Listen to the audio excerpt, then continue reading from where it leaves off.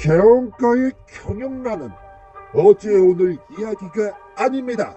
특히 재중의 강간과 직결된 여러 현장, 그 중에서 제값 분야든 과잉 진료가 끊이지 않고 반복되고 있습니다.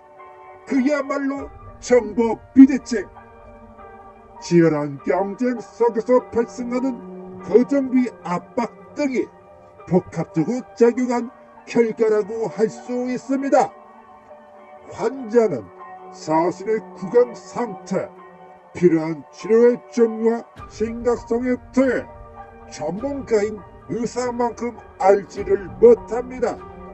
이러한 재색 격차는 이게 더 좋다, 뼈 예식이 반드시 필요하다, 더 옳게는 제로다 캬탄 설명 앞에서는 반박하기가 어렵습니다. 고통, 불안 혹은 전문 지식의 부재 속에서 결단을 내려야 하는데, 병원은 비급여 가격차, 보험 파미, 그리고 치료 선택지 모델을 꿰뚫고 있습니다.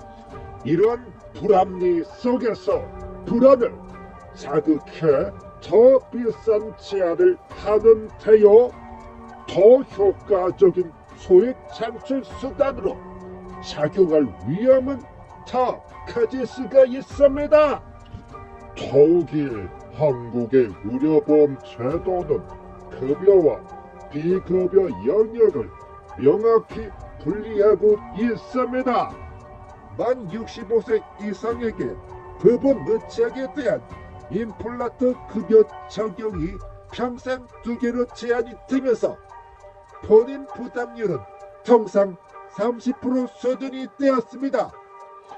급여 진료 가격이 국민건강보험 공단에 의해 사실상 통제가 되고 있는 것입니다.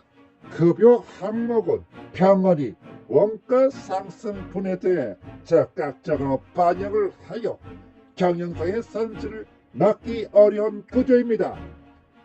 이러한 환경 속에서 적자를 방어하기 위해 비급여 권유, 고가 치료 선택 여더, 치료 범위 확장, 참고 항목 더 벌리기 같은 요인이 자연스럽게 발생을 합니다.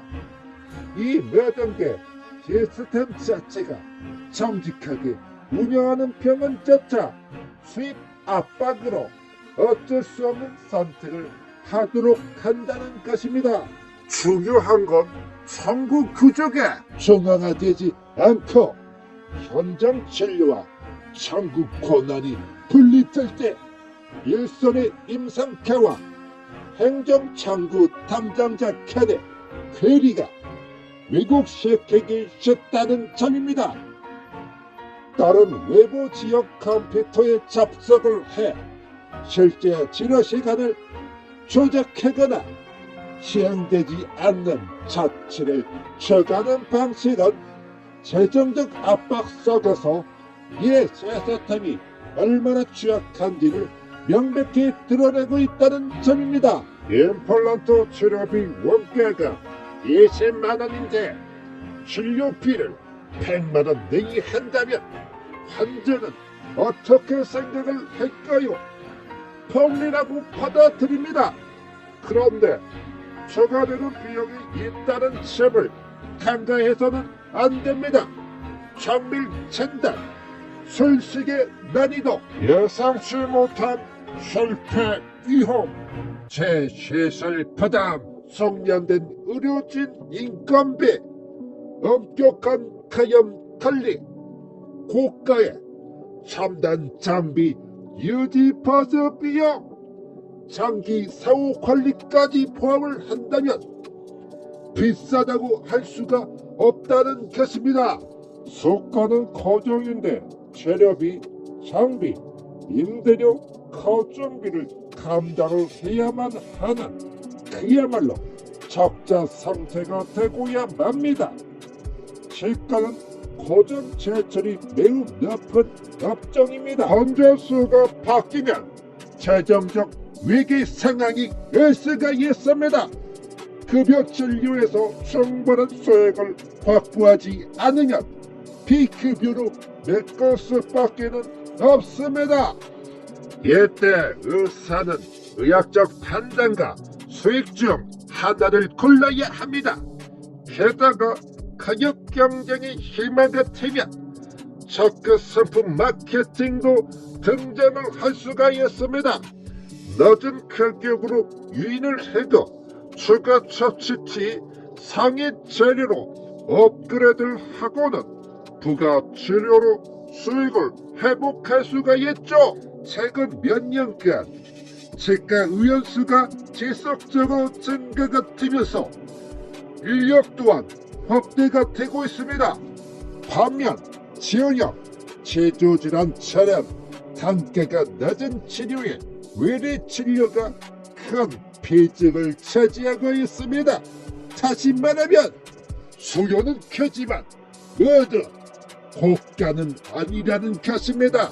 환자 수가 많다고 해서 경영 상태가 개선되는 게 아니라 내용 계획은 늘었지만 실질 이익은 줄어드는 상태가 유지가 된다는 것입니다.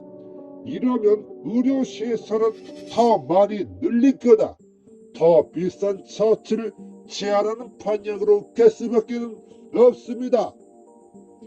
여기서의 질문, 과잉 진료를 안 하고 과다 청구를 하지 않고서는 운영을 할 수 있을까요? 어쩔 수 없이 속이게 된 게 아니라 판단 도구 없이 버티려다가 과정을 하거나 미끼 상품을 써야 된다는 데 있습니다. 환자 1인당 실제 검은 이익이 얼마인지, 상담시 어떤 유형의 환자가 분쟁을 많이 발생을 하는지, 뼈 이식 후 실제 체내원율이나 환불 비용은 어떤지 적정하지 않으면 느낌만으로는 왜 적자인지 모르기에 비급여 확대로 기우는 경향을 피하기가 어렵습니다. 이러한 차근은 보험 진료의 적자 여부, 과잉 권유 패턴의 객관성을 파악하는데 그 목적이 있다는 걸 명심하면 되겠습니다. 다음에도 이야기는 계속됩니다. 도움이 되셨다면 구독, 좋아요, 알림 설정 부탁드립니다. 앞으로도 누구나 감추고 싶은 이야기 속에 숨어있는 진실을 파헤쳐 보도록 하겠습니다. 감사합니다.